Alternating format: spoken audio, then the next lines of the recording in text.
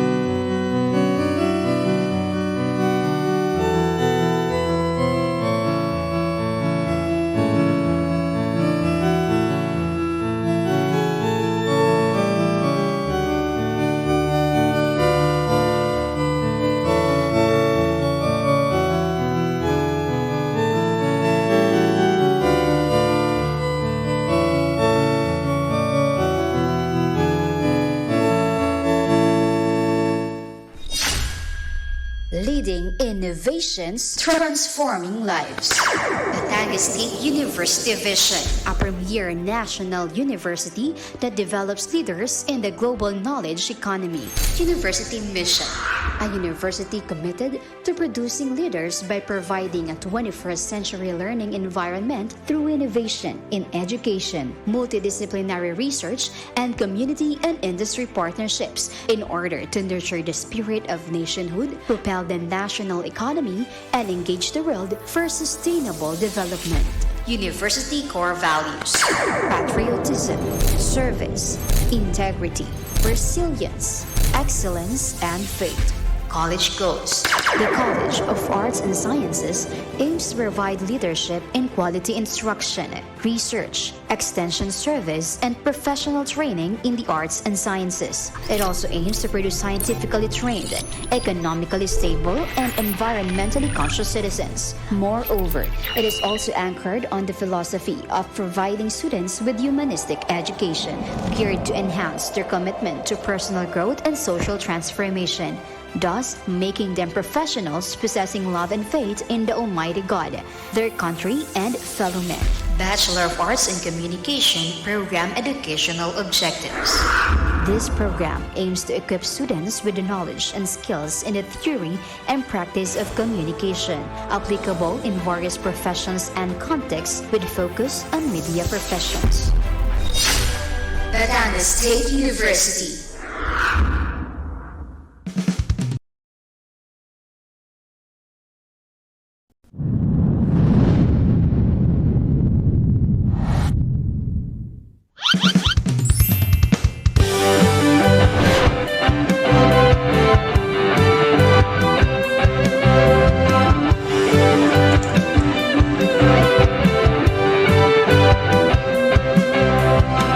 Halika na, ika'y sumama. Magbibigay kami ng pag-asa, tutulong sa masa. Bawat oras ay nakaangkat, iangat ang tinig ng kabataan, damhin ang himig ng karagatan. Sa 96.5, sa 96.5, sa 96.5, the boys and rhythm of the sea.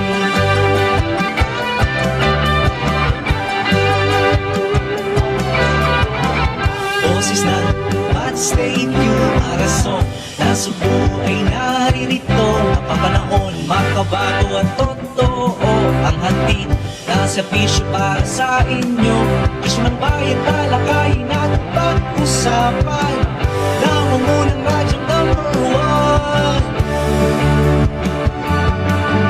sa 96.5, sa 96.5, sa 96.5, the boys and rhythm of the sea.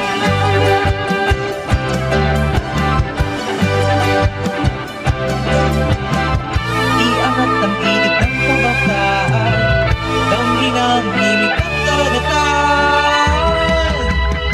96.5, the boys and rhythm of the sea. 96.5, the boys and rhythm of the sea. 96.5, the boys and rhythm of the sea. 96.5, the boys and rhythm of the sea. 96.5, the boys and rhythm of the sea. 96.5, the boys and rhythm of the sea. 96.5, the boys and rhythm of the sea. 96.5, the boys and rhythm of the sea. 96.5, the boys and rhythm of the sea. 96.5, the boys and rhythm of the sea. 96.5, the boys and rhythm of the sea.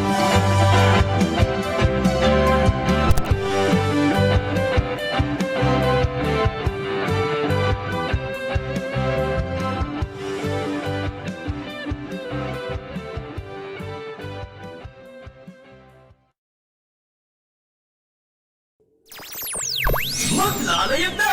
Maglalayag na! Maglalayag na! Ang mga balitang napapanood at rumaragasa Mga isyong ilang batha sa iba't ibang panig ng ating bansa. ay mula sa himpilang Sparta ng Kanlurang Batangan. WBX 96.5, the voice and rhythm of the sea. Magandang umaga, Pilipinas! Magandang umaga, Batangas! Ito ang Bat State Ulat sa Umaga! Magandang umaga, Pilipinas! Magandang umaga, Batangas! Mula dito sa himpilang Spartan ng Kanlurang Batangan, ito ang Bat State Ulat sa Umaga. Pinaka napapanahon at pinakabagong mga balita. Hatid yan sa inyo ng buong puwersa ng DWBX 96.5. the voice and rhythm of the sea. Araw ng Lunes, October 2, 2023, makakasama niyo po ang inyong lingkod, Lenny Ilaw. At kayo nga ay nakikinig sa inyong pinakapaboritong himpilan ng Batangas State University Arasofed Nasugbu Campus. Isang mapagpalang araw para simulan ang isang oras ng makabuluhang balitaan. At narito na nga ang mga nagbabagang mga balita. Para sa mga nagbabagang balita.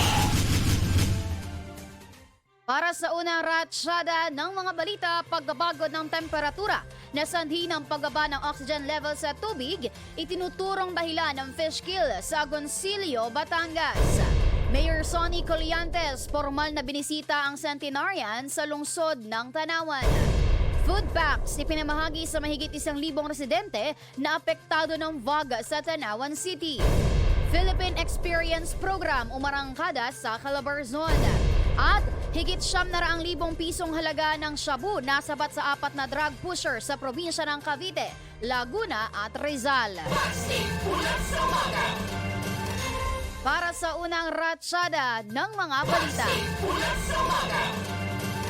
Pagbabago ng temperatura na sanhi ng pagbaba ng oxygen level sa tubig, itinuturong dahilan ng fish kill sa Agoncillo, Batangas.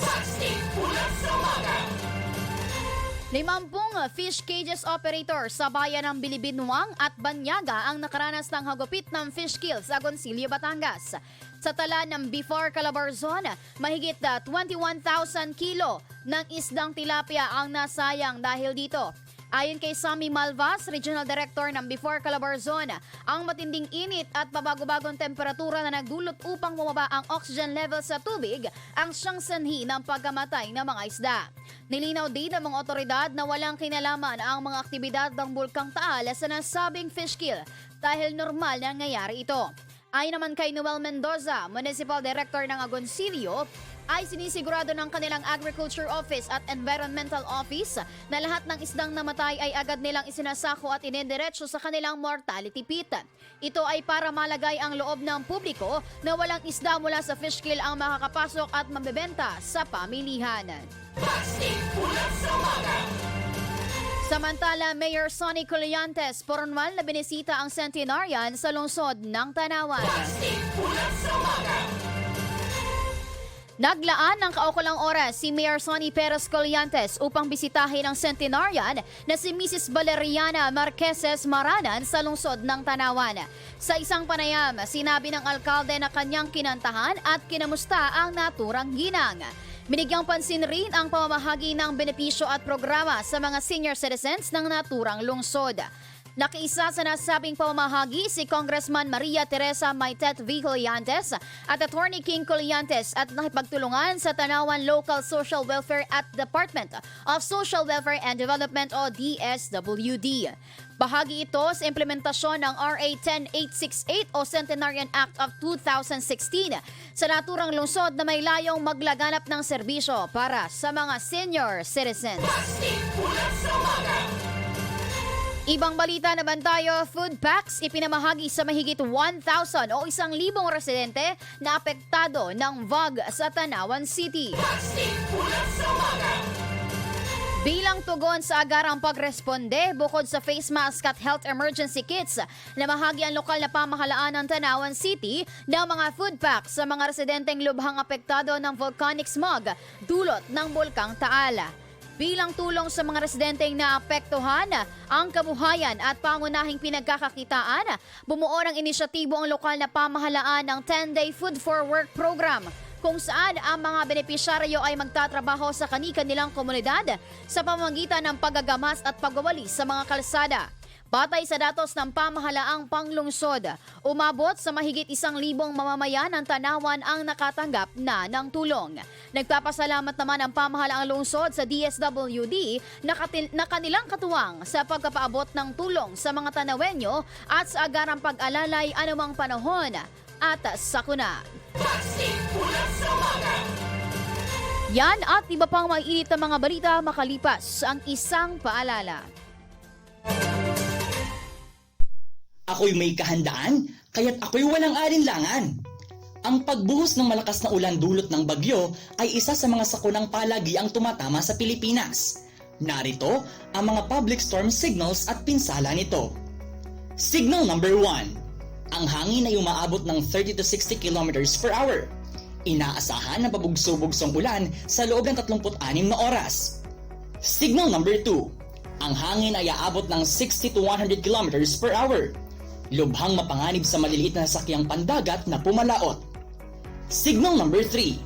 Ang bugso ng hangin ay aabot ng 100 to 185 kilometers per hour. Suspendido ang mga klase sa lahat ng antas at inaasahan ng iba yung pag-iingat sa mga nakatira sa dalampasigan. Signal number 4. Aabot ng 185 kilometers o higit pa. Lubhang mapaminsala sa komunidad na maaaring sumira ng infrastruktura at mga pananim. At super typhoon kung saan umaabot ng 220 kilometers per hour o mahigit pa. Ito ay maaaring magbunsod ng malakas na hangin at malakihang pagbaha sa komunidad. Tandaan, ang kahandaan ang magliligtas sa iyo sa kapahamakan. Isang paalala mula sa DWBX 96.5, The Voice and Rhythm of the Sea. At kayo nga ay nananatiling nakatutok dito lamang yan sa DWBX 96.5, The Voice and Rhythm of the Sea. Sa pagpapatuloy ng ating balitaan, Philippine Experience Program umarangkada sa Calabarzon. Pinamunuan ni Secretary Maria Esperanza Cristina Garcia, Frasco at Tourism Undersecretary Verna Esmeralda Buensuqueso ang pagsisimula ng Philippine Experience Program Culture, Heritage and Arts Caravans in Calabarzon na ginanap sa Emilio Aguinaldo Shrine sa Kawit, Cavite. Dinaluhan ang iba't ibang representante at embahada ang naturang caravan na may layuning maipakilala sa buong mundo ang mga kultura, pamana at sining ng Pilipinas na ubod ng yaman at makasaysayan. Kabilang sa mga nakaisa sa naturang selebrasyon, ang Embassy of Indonesia, Ambassador Honorable Agus Widodo, Embassy of Japan Minister and Consul General Honorable Hanana Takihiro, Embassy of China Cultural Councilor Ms. Maria Wang Yaping at Cultural Attaché Mr. Liang Ho. Embassy of India Attaché Mr. Saurabh Kumar at Mr. Shikra Kumari na ang pangunahing layunin ay may sulong ang kultural na relasyon ng kani-kanilang mga bansa, kabilang na ang Pilipinas. Ang layunin ito ng pamahalaan ay mas maipakilala at palaganapin pa ang turismo sa bansa ngayong taon. Ibang balita naman tayo, higit 700,000 piso ng halaga ng shabu nasabat sa 4 na drug pusher sa probinsya ng Cavite, Laguna at Rizal. Nasabat ang mahigit 939,000 pesos na halaga ng shabu kamakailan mula sa 4 na big-time drug pushers sa probinsya ng Cavite, Laguna at Rizal. Kinilala ng mga operatiba ng Anti-Narcotics Division sa magkakaibang operasyon nito kamakailan ang mga suspect na sina Christian Reganit, isang high-value individual sa local drug trade na nahuli sa Barangay Santa Cruz, Antipolo, Rizal. Jonah Amparado, isang street-level pusher sa Barangay Parian, Calamba, Laguna. At William De La Rosa na nahuli naman sa Barangay Punta Uno, Tanza, Cavite. At yan ang unang pasada ng mga balita. Sa aming pagbabalik, hatid naman namin sa inyo ang ikalawang bugso ng mga balita, kaya naman manatiling nakatutok. Dito lamang yan sa DWBX 96.5, The Voice and Rhythm of the Sea.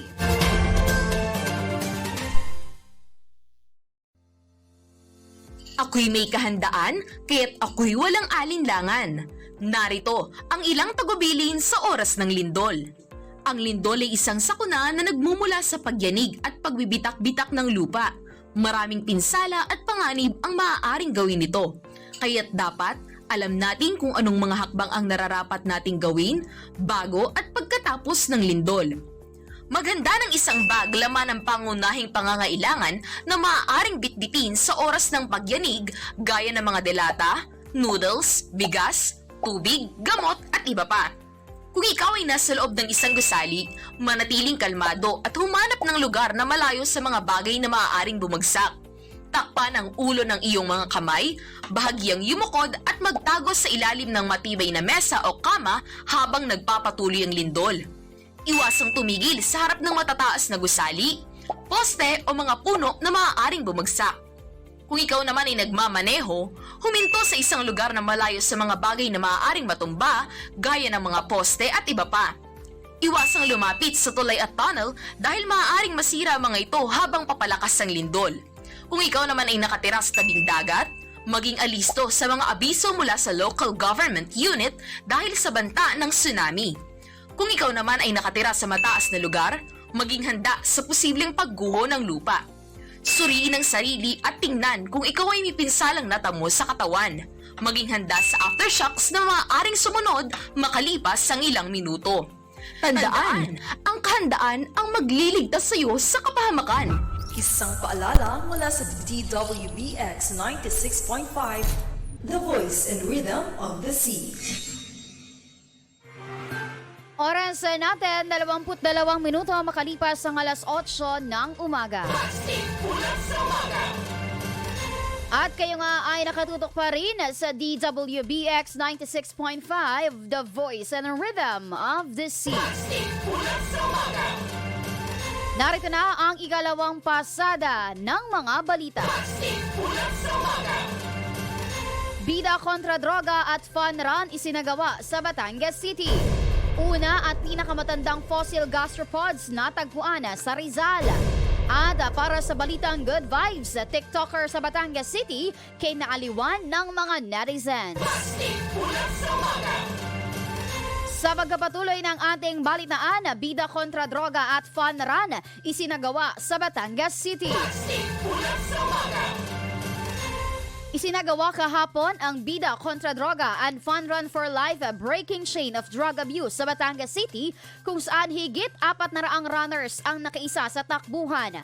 Ang naturang aktibidad ay isang information education campaign ng DILG upang makapaghatid ng kaalaman sa publiko patungkol sa negatibong epekto ng iligal na droga. Ayon kay DILG City Director Esther Dator, imposibleng tuluyang mawala ang droga pero dahil sa pagtutulungan at sama-samang pagkilos ay mababawasan ang pagkalat nito sa komunidad. Sa gawain ngang ito ay mababakas ang bayanihan ng mga Pilipino at ang kagustuhan ng mga ito na tuluyan ng masugpo ang iligal na droga sa bayan. Samantala, una at pinakamatandang fossil gastropods natagpuan sa Rizal. Inihayag ni Masungi Geo-Reserve kamakailan ang natuklasang mga fossilized gastropods na isa sa mga limestone geopark sa Baras, Rizal. Ayon kay Masungi, ang pagkakaroon ng mga fossilized gastropod ay pagpapahiwatig kung paano lumubog ang tanawin ng Masungi sa ilalim ng tubig. Mga 60 milyong taon na ang nakalilipas. Batay naman sa University of the Philippines National Institute of Geological Sciences, ang mga fossilized gastropod ay maaaring pinakamatanda at unang uri na maitatala sa Pilipinas. Samantala, ang nasabing gastropod ay isang klase ng mga mollusk na kinabibilangan ng mga snail at snog na itinuturing bihirang pangkat ng hayop na makikita sa mga karagatan, lupa at tubig tabang. Samantala, narito naman ang ating Good Vibes balita.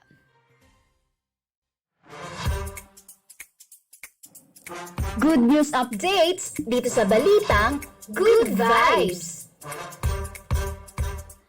At syempre, para nga sa ating balitang Good Vibes, TikToker sa Batangas City kinaaliwan ng netizens. Trending ang video post ng Batanggenya na si Sandy Nicole Magsino dahil sa kanyang TikTok. Makikita nagkatuwaan lamang sila ng kanyang kaibigan ng bahagyang sumasayaw at ngumingiwi sa saliw ng kantang Super Bass ni Nicki Minaj.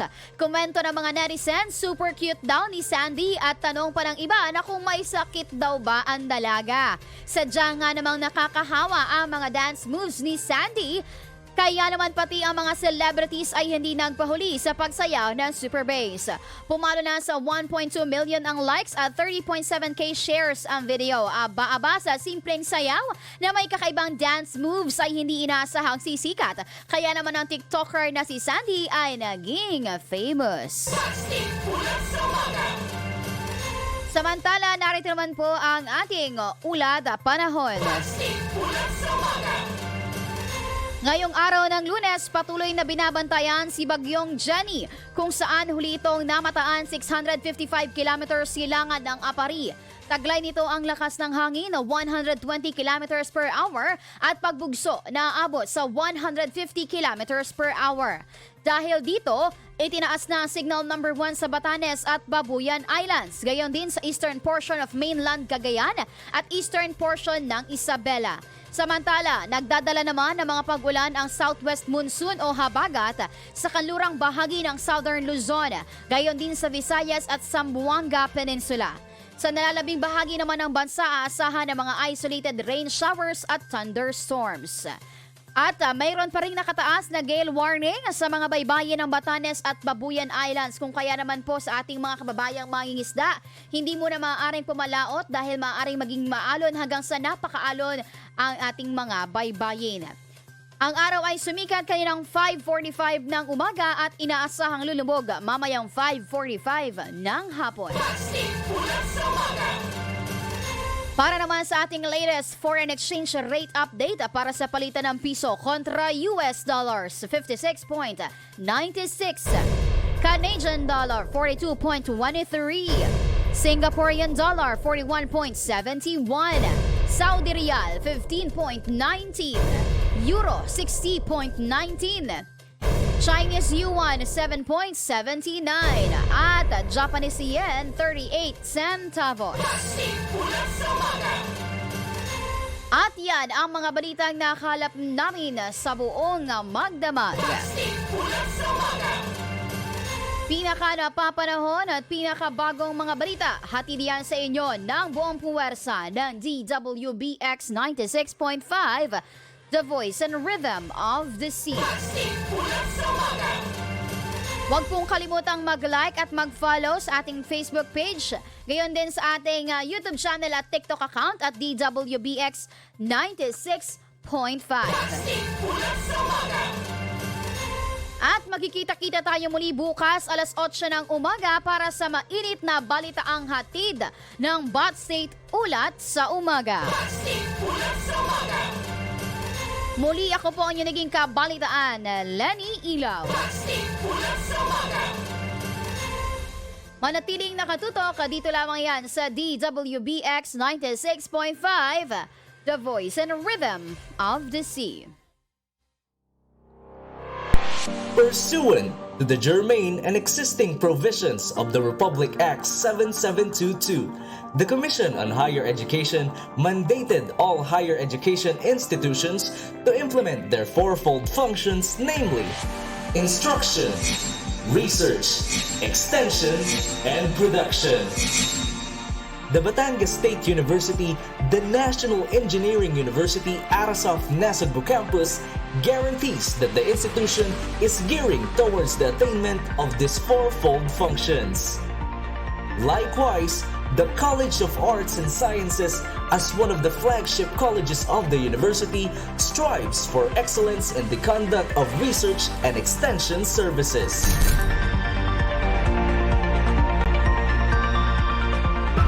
Research. The College of Arts and Sciences continuously conducts researches relevant to the research thrust of the university, focusing on the fields of communication arts, criminology, fisheries and aquatic sciences, food technology, psychology, humanities and social sciences. Such researches generate high-impact research outputs for the utilization of the educational, communal, and industrial sectors.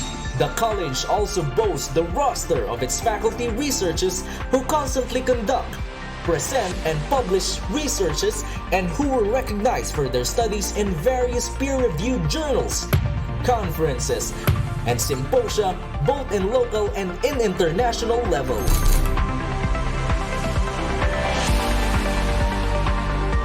Extension Services. The College of Arts and Sciences is also committed in transforming its social responsibility into reality. The college develops and implements sustainable extension programs for its clientele and diverse stakeholders. The college's extension programs aspire to create an environment that fosters active participation of the university, government, non-government organizations, and industrial establishments in developing the marginalized communities, thus meeting the needs and improving the quality of life at the grassroots level. Here at the College of Arts and Sciences, we practice excellence.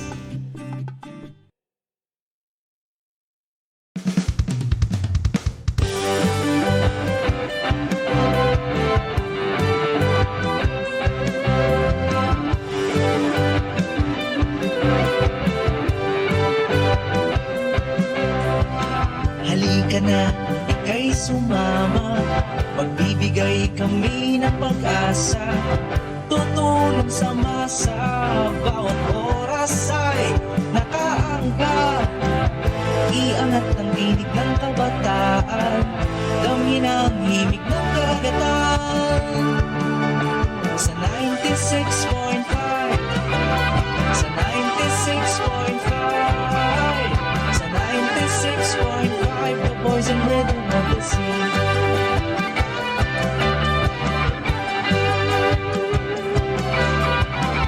Boses ng Bad State, yung arason na Subo ay naririto. Napapanahon, makabago at totoo ang hatid na serbisyo para sa inyo. Isyo ng bayan, talakayin at pag-usapan. Nangungunang radyo number 1 sa 96.5, sa 96.5, sa 96.5, the boys and rhythm of the sea.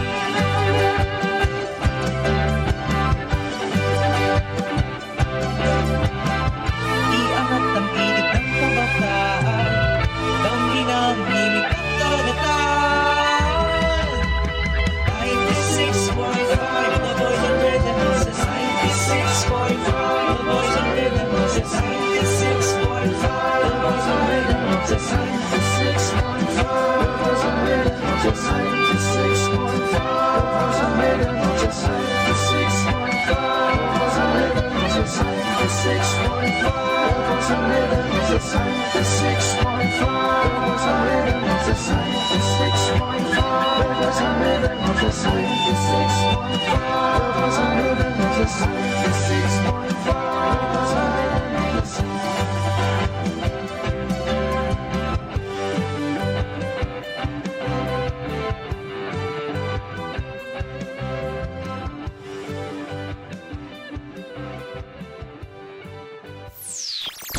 Heto na! Aarangkada na! Ang DWBX 96.5, The Voice and Rhythm of the Sea. Ang campus radio station na magpapakilig, magpapaiyak at magpapasaya sa inyong araw. Pusong ko to, the best of OPM love songs. Bida ang mga tugtugin na tiyak mapapasabay kahit mga oldies. Mr. DJ, can I make a request? Lalo na ang ating mga Gen Z. Gento, dito basta-basta bing.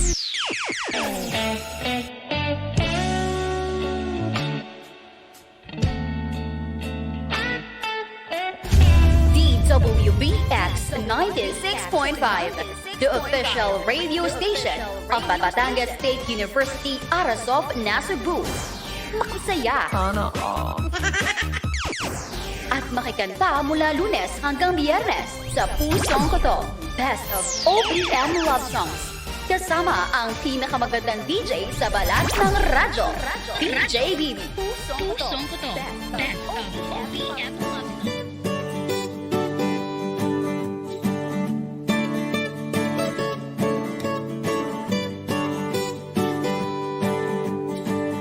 Di ko akalain na sinabi ko ang kinalalagyan ngayon.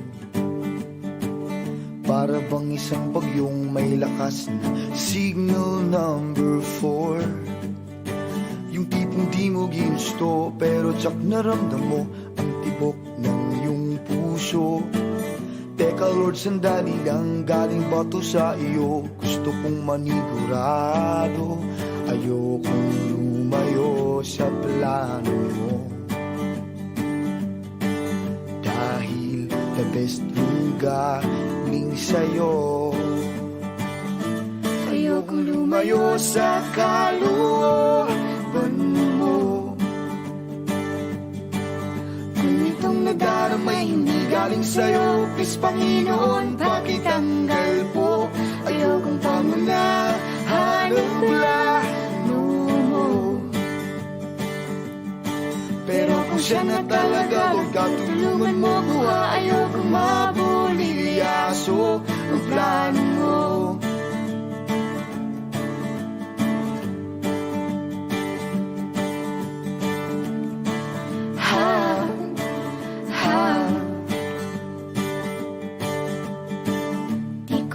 Saan niyang pinilit kinalalagyan ngayon? Di naman kasi ako nabighani sa kaniya noon. Yung kusa kang nagkagusto, simula nang matinto na siya'y nagbago. Wala nang siya'y nagseryoso, binigay buong puso kay Heso Kristo. Ayokong lumayo sa plano mo. Dahil the best yung galing sa'yo.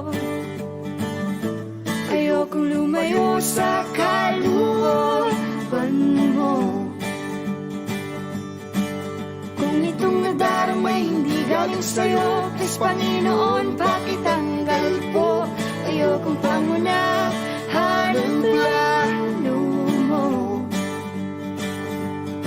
Pero kung siya na talaga, tulungan mo ko. Ayokong mabulilyaso ang plano mo.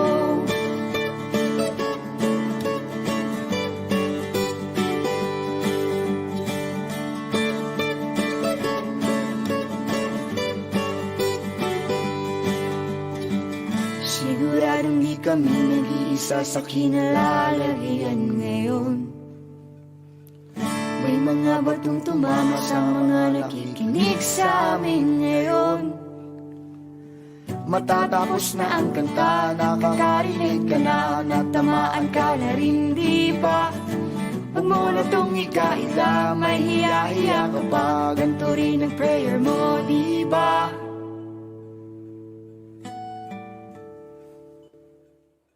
Ayokong lumayo sa plano mo. Dahil the best yung galing sa'yo. Ayokong lumayo sa kalooban mo. Kung itong nadaramay hindi galing sa'yo, please Panginoon, pakitanggal po. Ayokong pangunahan ang plano mo. Pero kung siya na talaga, huwag ka tulungan mo ko. Ayokong mabulilyaso. Ayokong lumayo sa kalooban mo.